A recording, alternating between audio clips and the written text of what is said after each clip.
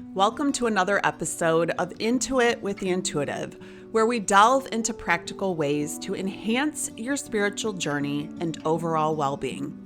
I'm your host, Julie Bachos, and today we're tackling a modern challenge that affects us all, especially empaths: digital overload.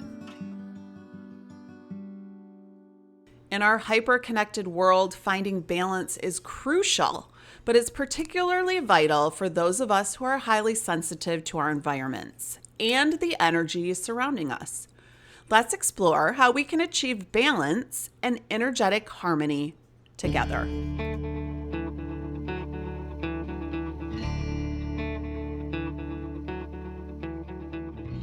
Most of us can't imagine our lives without technology.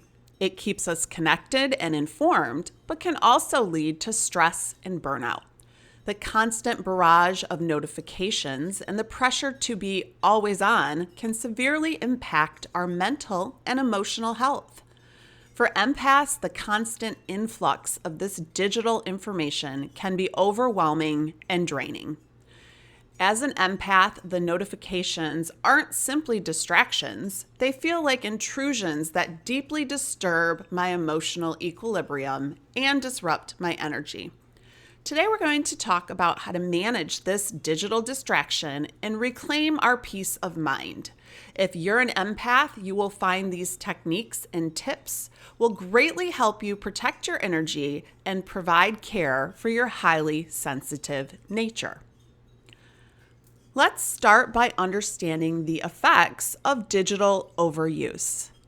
Empaths often experience these effects more acutely than those who aren't as sensitive to the energetic fields, often becoming irritated and drained mentally and physically. If you are unsure if you are an empath or are new to the term, head on over to my website, juliebachos.com, to find out more. There's a quiz you can take to see if you are an empath and also determine which type of empath you may be. One issue I personally had to address was the blue light from screens. So I purchased blue light blocking glasses to reduce eye strain. But blue light from screens can also interfere with our natural sleep rhythms. And the content we consume can keep our minds in a state of constant agitation, making it difficult to sleep. For empaths, the emotional nature of the content consumed can play a huge role in their mental and physical health, often leaving them feeling drained and stressed. To combat this, I limit the amount of negative material I ingest visually, especially before bedtime. I also have set up my phone's downtime to put my phone in Do Not Disturb as I get ready for bed. Another effective method I've utilized to manage digital overload is to schedule specific times to disconnect intentionally. I started with my bedtime routine and then expanded it to during the day. This doesn't have to be long. Try starting with an hour where you can put your phone in another room. Even short periods away from digital devices can provide the mental space to recover from the overload of the online world and allow you time to replenish your energy. I have also found it helpful to turn off notifications for most of my apps. This has made a significant difference in my own personal and mental health. With fewer notifications, I find myself picking up my phone less. Another great tool is using time limits for specific apps. One app designed to monitor and limit our screen time is Stay Focused. It can help us keep track of how much time we spend on our devices and restrict access when we need a break. Personally, I have found that setting boundaries with technology is truly necessary for my own well-being. On my iPhone, under Settings, I've utilized limits for the apps that I use the most, especially social media. I have these apps set for a 15-minute per day max, and when I hit that time, my app is blocked. I also utilize scheduling downtime during certain periods throughout my day. Creating tech-free zones in your living spaces is another powerful strategy. Imagine having a part of your home where no devices are allowed. This could be a bedroom, a reading nook, or even your dining area. Currently, for our family, this is the dinner table. Although I'm considering making it the bathroom because people seem to stay in there quite a long time. Tech-free zones can become sanctuaries for connection, mindfulness, and relaxation. Empaths will also find it helpful to utilize these tech-free zones while participating in self-care activities to nourish their souls. For instance, I try to mostly use real books when I read instead of digital ones as a way to disconnect from technology.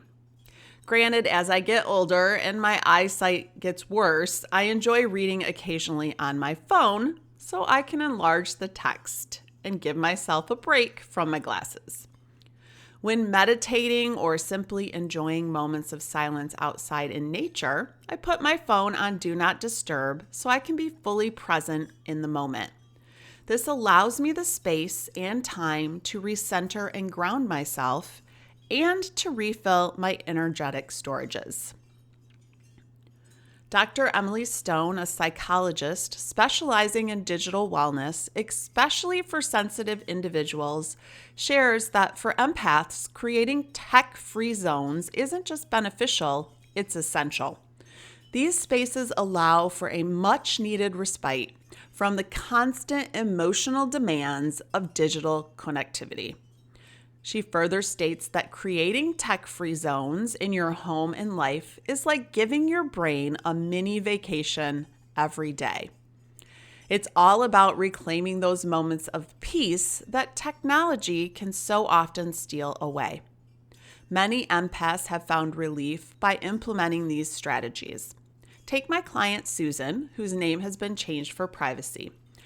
She's an engineer who discovered that no phone periods during family meals helped her engage more deeply with loved ones, reducing stress and fostering intimacy in her family.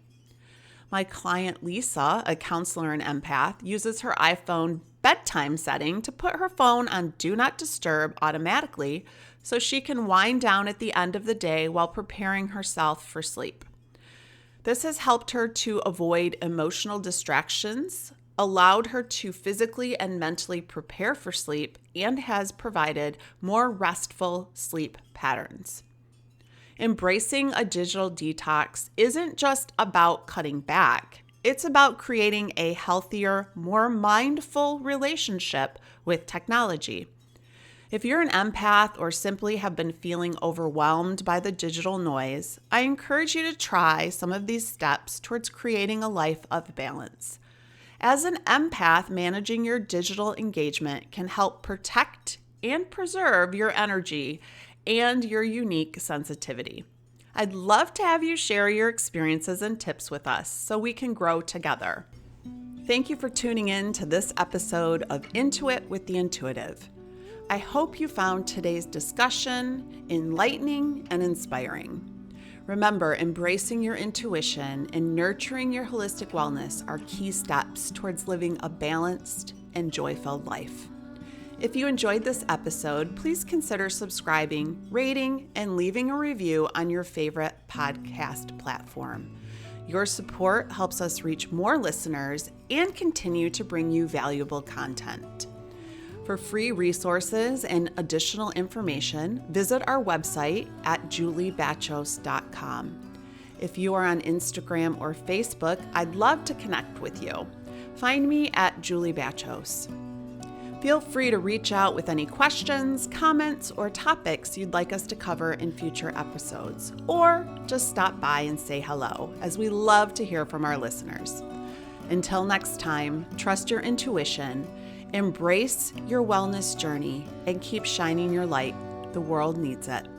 I'm Julie Bachos, and this has been Intuit with the Intuitive. Stay tuned and stay intuitive.